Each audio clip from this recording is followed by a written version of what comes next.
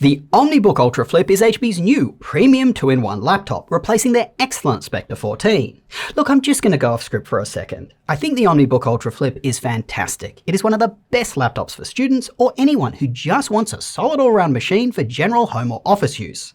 Even those doing something a little more, like some light gaming or programming, so long as the projects that you are coding are simple, this is a great laptop for you. Now, since I value your time, rather than make you watch this whole video to find out why, I'm just going to tell you right now. The Flip may look like the same laptop as the Spectre 14, but it is not. It is smaller, it is lighter, it has better speakers, and it includes Intel's new Lunar Lake processor. This gives it good single-core performance, which makes the laptop feel snappy for most tasks. It remains very cool to the touch, has minimal fan noise, great integrated graphics, and decent battery life. But its CPU multi-core performance is lackluster, which is what higher performance applications need.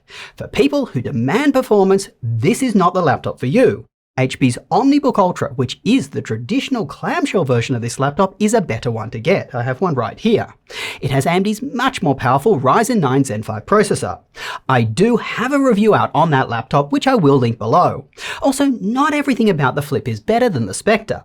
The Flip's keyboard is lower travel and its port selection is worse. Compared to other laptops with Intel's new Lunar Lake processors, like the Asus ZenBook S14, the Flip just feels more premium and it is more well-rounded.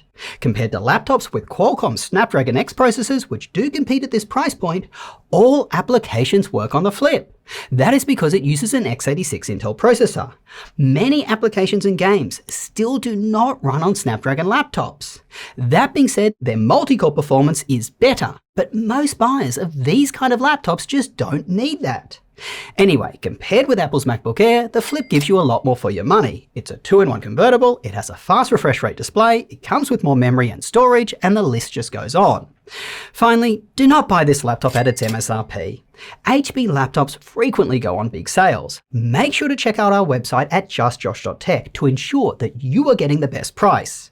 And with that said, let's get into the details. The Flip's chassis looks and feels almost identical to the Spectre, meaning that it feels like a premium laptop. Compared to the MacBook Air, which I would consider the most well-built out there, you do notice some differences. For example, the back panel of the Flip just isn't attached as flush to the back of the laptop as the Air's. The Flip continues the same shape as the Spectre, where the back corners look like they've been chopped off. But when you look closely, you'll notice some improvements. The Flip is smaller, it is thinner, and it is over 100 grams lighter. Very welcome news, as the Spectre 14 just always felt a bit big and chunky for a 14-inch laptop. Now, when you open the Flip, unfortunately, like the Spectre, you will need to use two hands. Not only is the hinge stiff, but there is no lip or cutout for your fingers to easily grab. You must grab the laptop with both hands and just pull it open. When it comes to the hinge being stiff, it does make sense on a touchscreen laptop like this one. You don't want the display to topple over as you press on it. Now, when you do get that lid open, you'll notice that the edge of the palm rest is softer and rounder than the Spectre 14. This makes this laptop more comfortable to use in environments where you don't have adequate support for your arms, like on the couch or a plain tray table. The edge of the laptop just doesn't cut into you, which is very nice. The display is a stunning looking OLED panel with a crisp 2.8K resolution. Colors look great with its wide color gamut, and the display can refresh up to 120Hz. It does support dynamic switching, so it can drop its refresh rate down to 48Hz to conserve battery. It does look like HP are using the same OLED panel as the Spectre 14. This means that in addition to the positives that I just mentioned, it carries over some of the disadvantages too. Its brightness comes in at just under 400 nits. Totally fine for indoor use, but any direct sunlight will have you squinting, especially as the screen is glossy. I do wish it had higher brightness to better combat reflections like Lenovo's Slim 7X. Also, like many OLED panels, there is a slight screen door effect. When looking at light-colored content, you can see colored pixels poking through. And of course, as this is an OLED panel, you do run the risk of burn-in. We have a video out on how to reduce that risk, which I will link below. Other than this, as I said, this laptop is a 2-in-1 and supports touch and pen.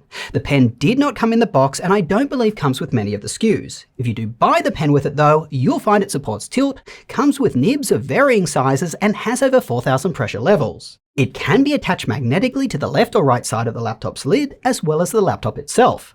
Sierra and I sat down to use the pen in Photoshop to test out some of these capabilities.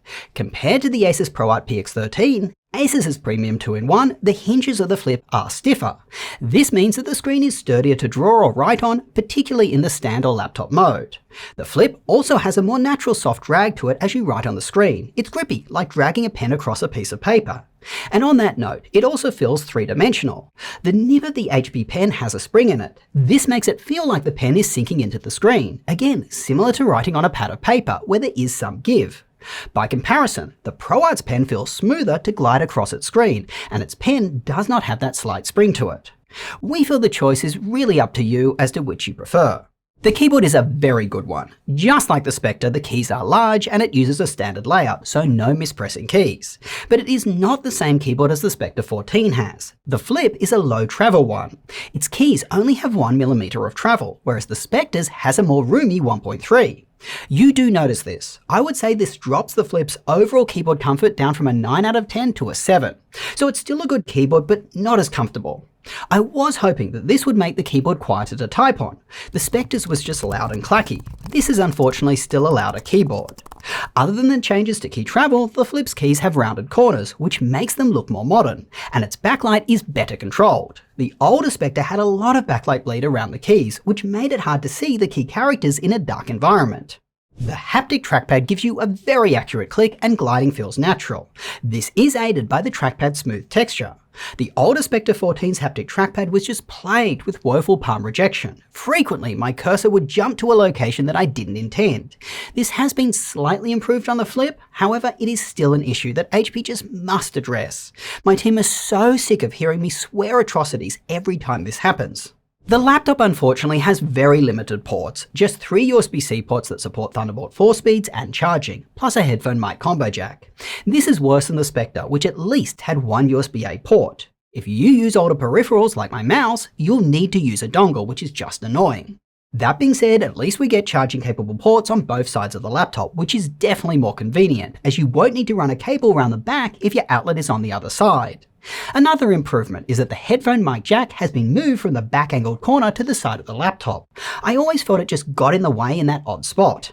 HP have definitely improved the speakers on the OmniBook Ultra Flip. The speakers get very loud and we felt the sound was more pleasing than the MacBook Air.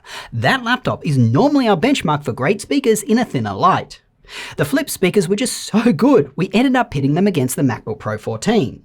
The Pro 14 speakers definitely sound better. The main difference is that their sound just sounds more natural. The Flip heavily pushes certain frequencies over others. Have a listen for yourself.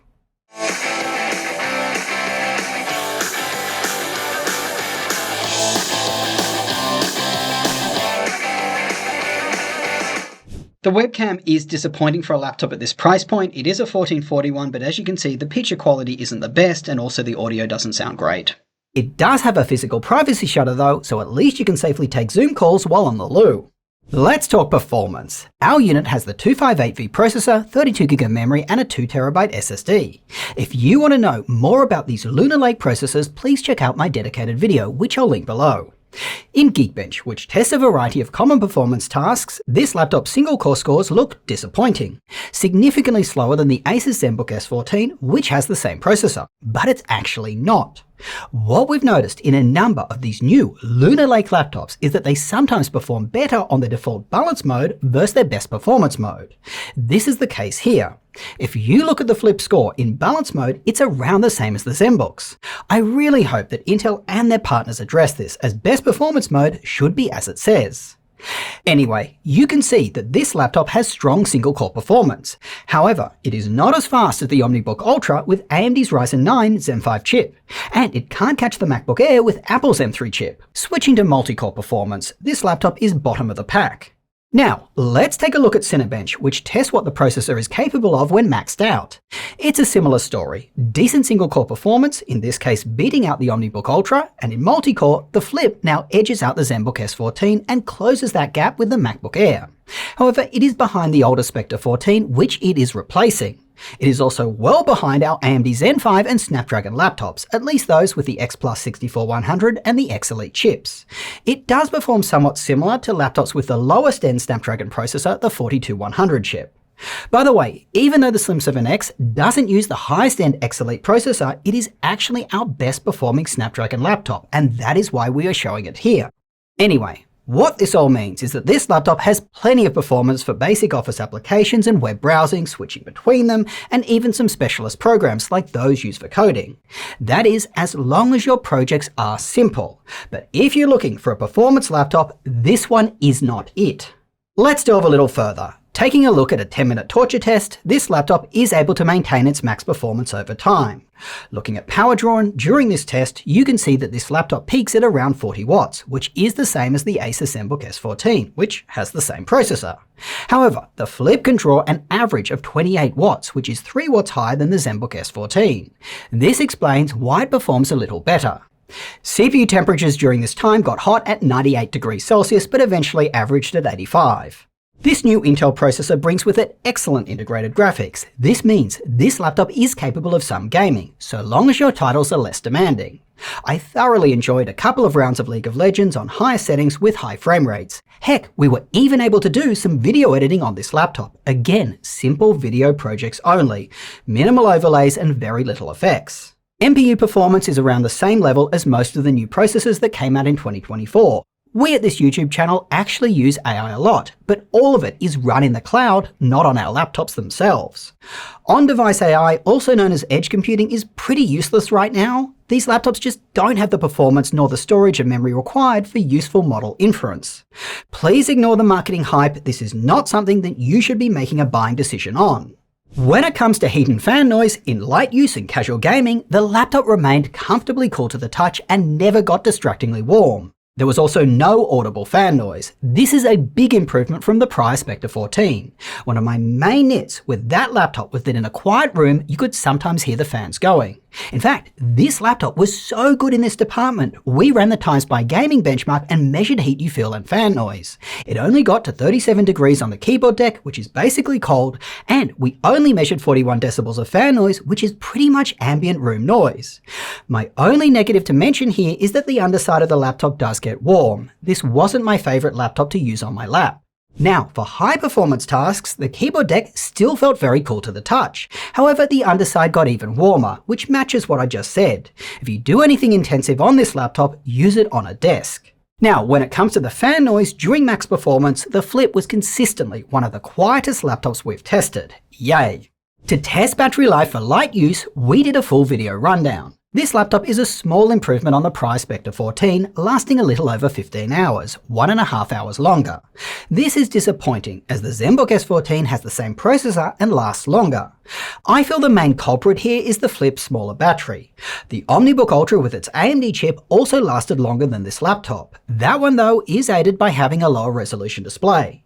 Realistically, HP needed to put in a bigger battery to be competitive. Switching to performance tasks while on battery, there is a small performance hit when the laptop is unplugged.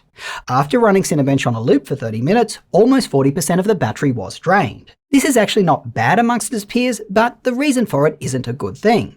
This laptop just doesn't perform that well and therefore doesn't draw that much power. That's why it is even competitive in this test. This being said, it is crushed by the MacBook Air and even the Surface Laptop 7, both of which have even smaller batteries. I talked about this in my Lunar Lake specific video. These processors are just not as power efficient as Apple's M3 and even Qualcomm's X series. Before I conclude, if you do want to run Linux on this laptop, we tested Fedora 41 Beta.